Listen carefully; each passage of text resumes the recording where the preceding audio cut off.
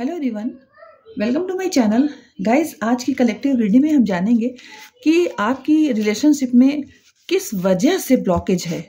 ऐसा क्या कारण है कि आप लोग एक दूसरे के साथ मिक्सअप प्रॉपरली नहीं हो पा रहे हैं। उसकी रीज़न क्या है, उसका कारण क्या है। आप भी अपने पर्सन का साथ चाहते हो, आपके पर्सन भी आपका साथ चाहते हैं, तो फिर ऐसा क्या कारण है जिसकी वजह से आपके रिलेशनशिप में ब्लॉकेज है और आपका रिलेशनशिप अभी फ्रूटफुल स्थिति में नहीं पहुंचा है। ये आज की रीडिंग में हम जानेंगे। तो ये रीडिंग गाइस टाइमलेस रहने वाली है। आप जब भी इसे देखेंगे ये आपसे रेजोनेट कर सकती है और ये जेंडर स्पेसिफिक नहीं है।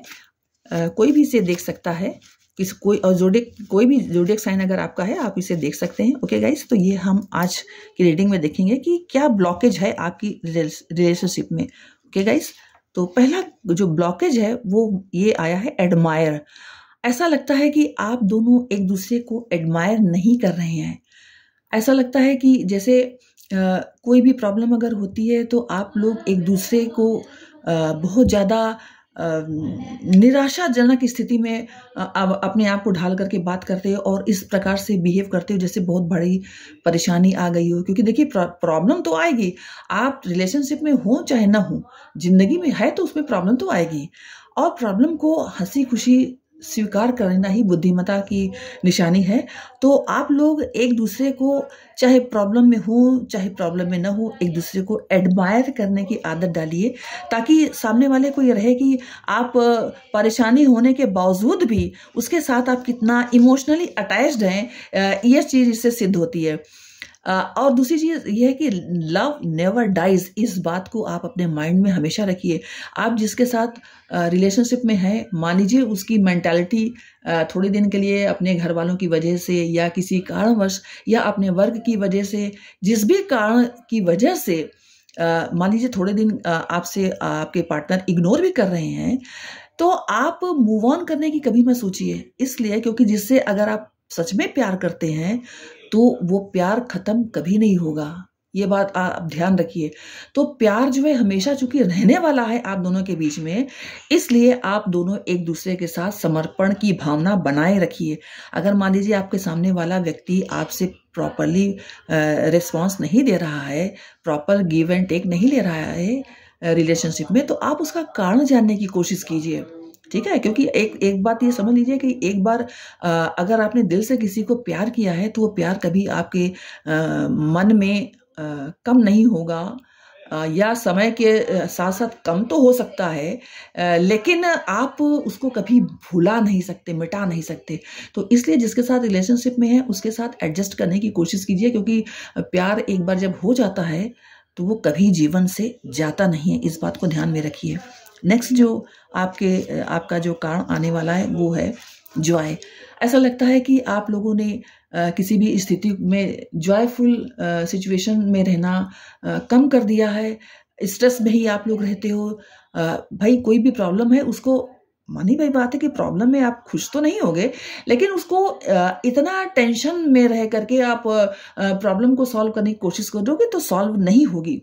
ठीक है, तो थोड़ा सा रिलैक्स मूड में रहिए और तब आप दोनों के बीच की जो प्रॉब्लम है उसके सॉल्व होने की संभावना दिखाई दे रही है। नेक्स्ट जो कारण है वो है स्टे पॉजिटिव। ये भी कारण जो है वो ये उसी बात से संबंधित है कि आप लोग किसी भी प्रॉब्लम में अपने आप को एकदम नॉर्मल नहीं रह पा रहे हो, पॉजिटिव नहीं रख पा रहे हो। तुरंत निगेटिव माइंडसेट आपका बन जाता है।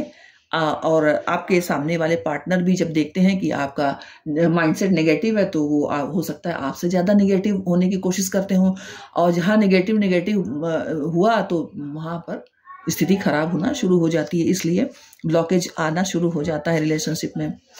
नेक्स्ट है लेट गो। गाइज, ये भी कार्ड यही बता रहा है कि प्रॉब्लम्स को लेट गो कीजिए, अपने रिलेशनशिप को हंसी खुशी बिताने की कोशिश कीजिए। और जितने भी जो भी प्रॉब्लम, मान लीजिए प्रॉब्लम बहुत ज़्यादा आ रही है तो भी प्रॉब्लम को आप लेट गो कैसे हो सकता है इसमें अपना फोकस बनाइए। प्रॉब्लम में फोकस नहीं बनाइए, बल्कि प्रॉब्लम कैसे लेट गो की जा सकती है इसमें अपना माइंड कंसंट्रेट कीजिए। नेक्स्ट आपके लिए जो कारण आया है वो है डिवाइन गाइड। गाइज, ईश्वर पर आप अपना विश्वास बनाए रखिए, ईश्वर में आस्था जागृत रखिए। आप जिस भी रिलीजन के हो, जिस भी धर्म को मानते हो, आप अपने धर्म के अनुसार अपने ईश्वर में आस्था बनाए रखिए। अगर ईश्वर में आस्था आप बनाए रखेंगे तो ये समझ लीजिए कि आपके जीवन की कोई भी प्रॉब्लम हो, चाहे रिलेशनशिप की हो, चाहे फाइनेंशियली हो, चाहे मेंटली हो, जो भी प्रॉब्लम है वो जरूर आप सॉल्व कर पाएंगे। एक बहुत सहारा रहता है ना कि हमारे साथ ईश्वर हैं, ये बहुत बड़ा सहारा रहता है, इनिशिएटिव। और आप हमेशा अपने पार्टनर के साथ आगे से आगे बढ़ कर के कोई भी अगर काम होता है या कोई भी प्रॉब्लम होती है तो उसका आप आगे से आगे बढ़ कर के उसके सॉल्यूशन के लिए इनिशिएटिव लीजिए। ये नहीं कि अगर प्रॉब्लम तुम्हारी है तो भाई मैं क्यों झेलूं, मुझसे क्या मतलब, ये नहीं सोचिए।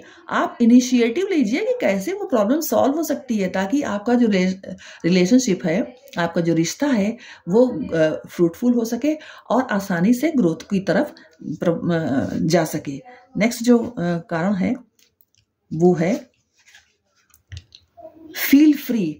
अगर मान लीजिए आप किसी बात में टेंशन में हैं, आपको किसी भी तरीके का टेंशन है, ठीक है, तो आप उसमें अपने आप को फ्री नहीं रख पा रहे हो, आप अपने पर्सन से डायरेक्ट बात कीजिए कि आपको इस बात की क्लैरिटी चाहिए, आप इस बात को जानना चाहते हो, क्योंकि आपके रिलेशनशिप के फ्रूटफुल होने की स्थिति में आने के लिए आपका और आपके पार्टनर का, दोनों का फ्री फील होना बहुत ज़रूरी है।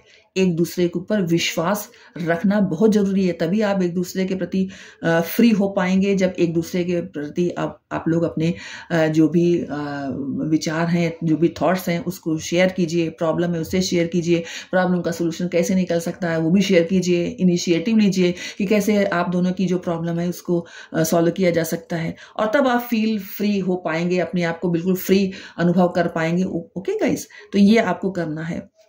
अब गाइस मैं ये देखना चाहूंगी कि आपके जो पार्टनर हैं वो आपको कौन सा सॉन्ग डेडिकेट करना चाहते हैं, ताकि आपका जो माइंड है वो थोड़ा फ्रेश हो जाए। तो आपके पार्टनर कुछ सॉन्ग आपको डेडिकेट करना चाहते हैं, मैं देखूंगी वो कौन सा सॉन्ग है। तो गाइस सॉन्ग इस प्रकार से है, कहीं पे निगाहें, कहीं पे निशाना, कहीं पे निगाहें, कहीं पे निशाना, जीने दो जालिम बनाओ ना दीवाना, कहीं पे निगाहें, कहीं पे निशाना।